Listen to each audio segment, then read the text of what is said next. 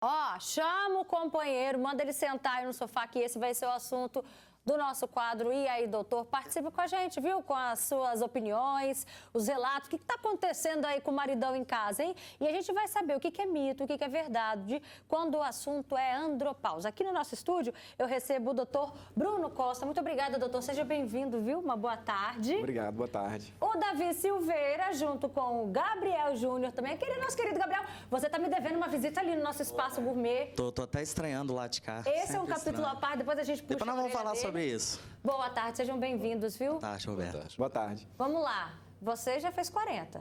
43. 43, e você, Davi? 56. Vocês já começaram a perceber alguma mudança do que foi citado ali na reportagem?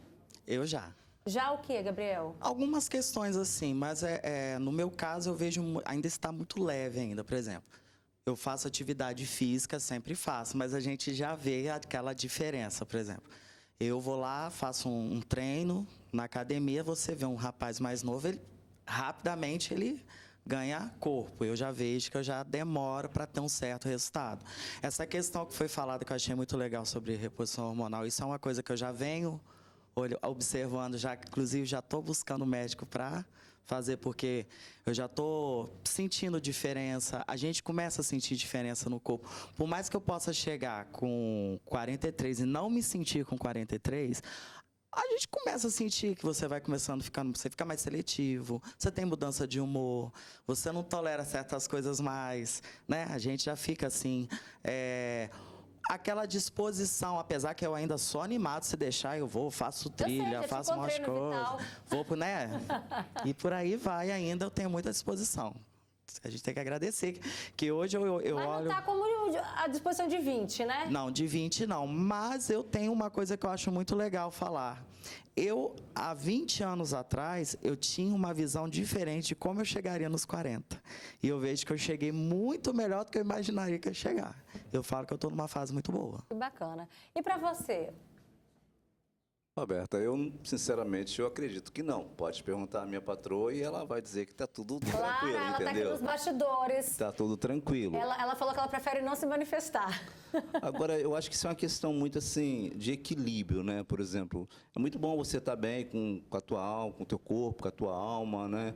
Então, quando você está bem com você mesmo, bem com o seu próximo, eu acho que as coisas também... fluir melhor, entendeu? Então, por exemplo, eu nunca bebi, eu nunca fumei, eu não sou de badaladas, né? A minha cultura é outra. Então, depende muito, eu acredito, do seu estilo de vida. Não sei se eu estou certo, tá, doutor? Mas eu acho que o nosso estilo de vida, ele interfere um pouco nessas coisas, né? Penso dessa forma. Interfere, doutor? Interfere bastante, né? Na verdade, só corrigindo, o termo andropausa ele é um termo popular, muito utilizado, mas o homem não tem uma andropausa. A mulher, realmente, os hormônios dela cessam após uma certa idade. No homem, é uma queda lenta que começa com os 40 anos, que vai caindo lentamente, em torno de 0,5% por ano, até os 80 anos.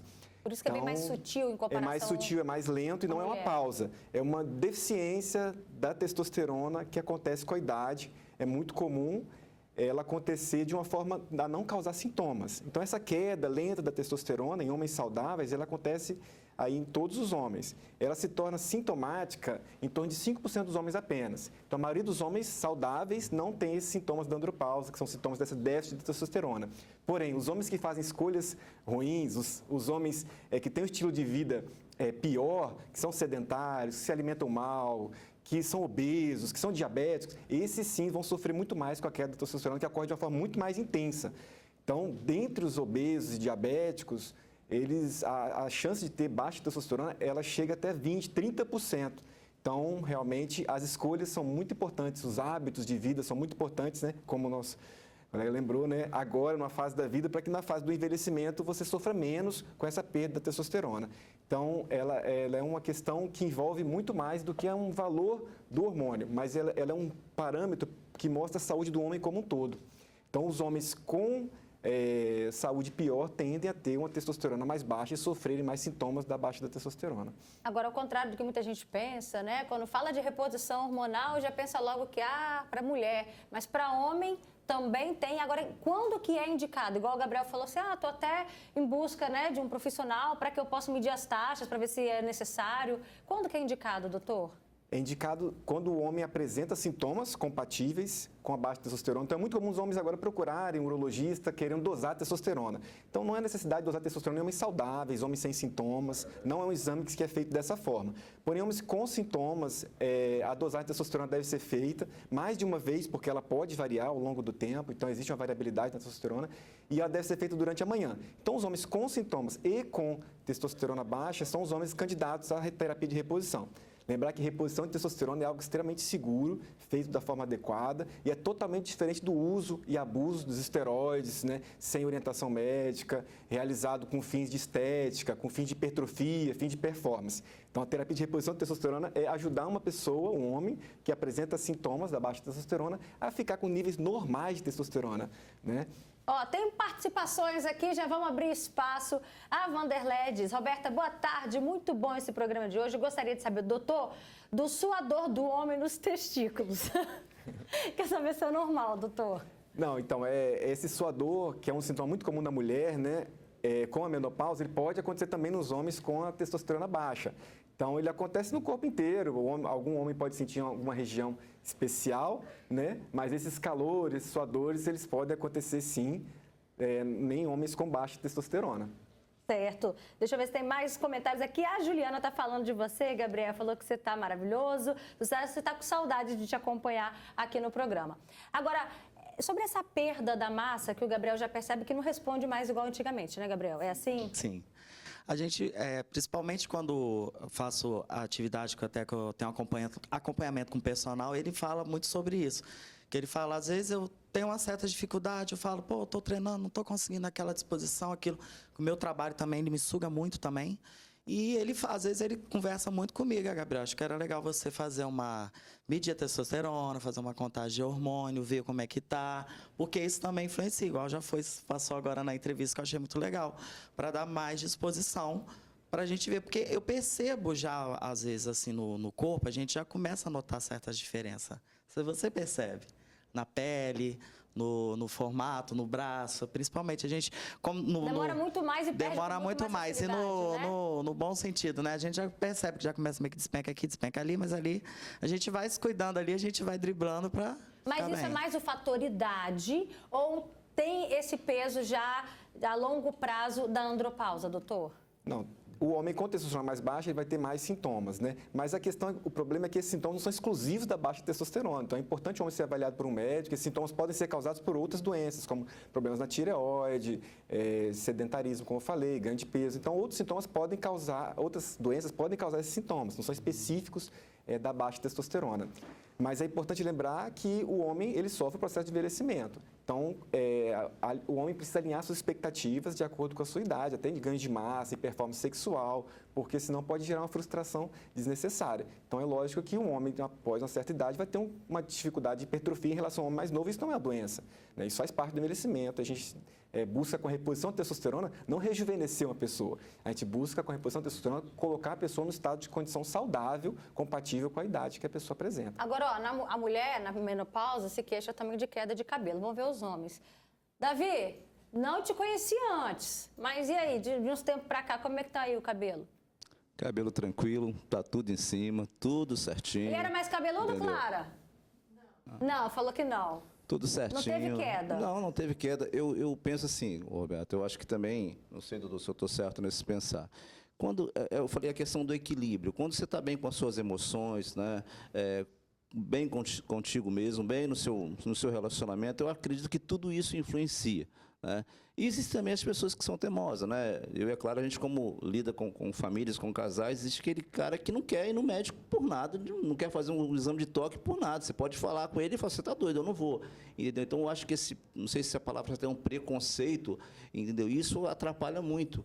E isso também não é assunto falado, não só ao vivo, como também dentro das religiões. Eles não abrem muito para isso, entendeu? Então, eu acho que isso deve ser mais falado, porque a gente se depara muito com isso.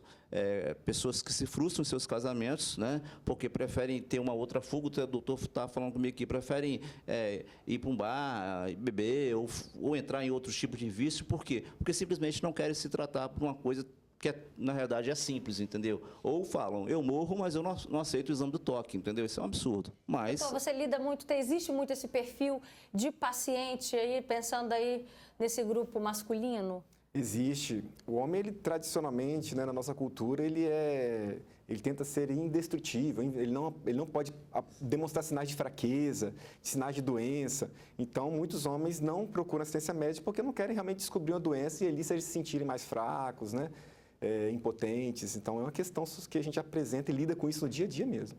Gabriel, aí voltando à pergunta do cabelo, você percebe? Já, inclusive eu tô tratando. Sério? Tô tratando. Mas é porque eu tive... como é que eu vou explicar? Eu tô tratando uma ansiedade, que eu tive uma crise de ansiedade muito forte do ano passado para cá.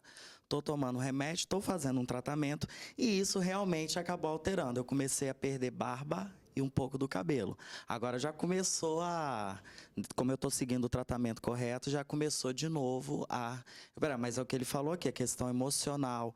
A gente nos 40, eu observo, a gente se cobra muito já. Porque a gente já está numa idade, por mais que você fale, eu sou jovem, eu tenho a vida inteira pela frente ainda. Aí você fala que você chega nos 40, as pessoas já falam que antigamente 40 era tratado como velho. 30 anos a gente já... E hoje não, hoje você com 40 anos, particularmente, eu me sinto muito bem ainda, muito jovem. Então, devido ao meu trabalho, a cobrança que eu tenho, só que tudo isso foi me gerando também que a gente se cobra muito mais a ansiedade da responsabilidade. Aí eu vi que eu comecei a sentir essa diferença. Tive um pouco de queda de cabelo aqui na parte de cima e aqui na barba, que aqui na câmera não mostra, mas eu estou com uma falha grande aqui.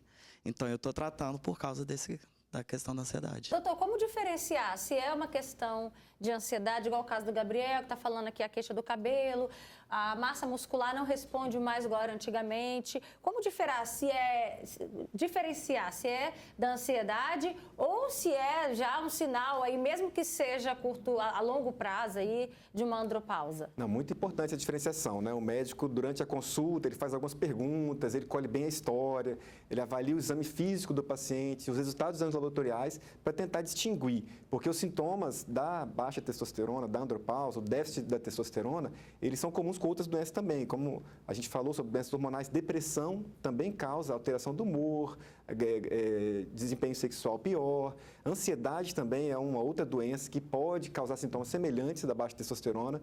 Então, essa avaliação ela é muito importante para a gente excluir outras doenças. Por isso que o uso da testosterona não é a solução para todos os problemas. Inclusive, ela só tem boa resposta com a reposição o paciente em que os sintomas dele e os exames deles eram compatíveis com a baixa da função testicular.